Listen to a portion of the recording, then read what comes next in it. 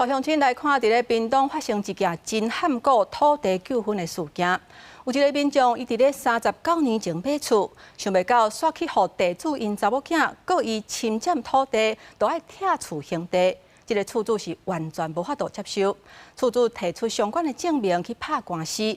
法院認定講，地主甲建商永年佇咧合起厝的時陣，無可能唔知影土地相關的情形，就要求判這個地主因查某囝這邊敗訴。這個啊，就是他當時買這個庭院啊，庭院完工啊，要繳錢啊。提出一大沓買厝證明、舊相片，甚至是當時的廣告單。屏東市自由路的巷仔內，姓王的厝主無奈表示，39年前開錢買的厝，即馬煞變成霸佔土地。原因是當時賣厝廣告，甲車庫部分的私人土地，攏規劃做正常使用範圍。住戶住遮這幾年攏無代誌，無想到經地主過身了，地主的查某囝2023年就提出告訴，要求4戶愛拆厝興地，厝主完全無法度接受。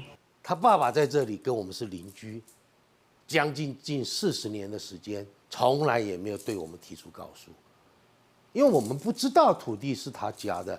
如果知道20年前在法律一個追訴期，我就對他提起告訴，雙方能夠達成協議。對啊，比較釋懷啊。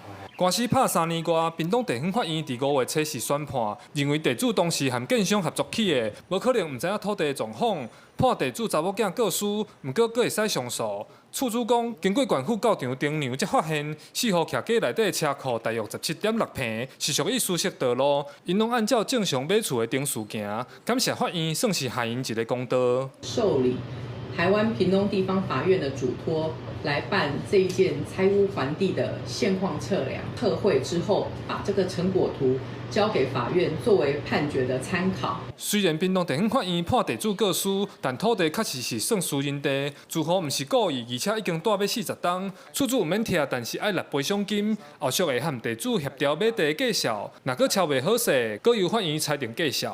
記者柯炳哲，屏東報道。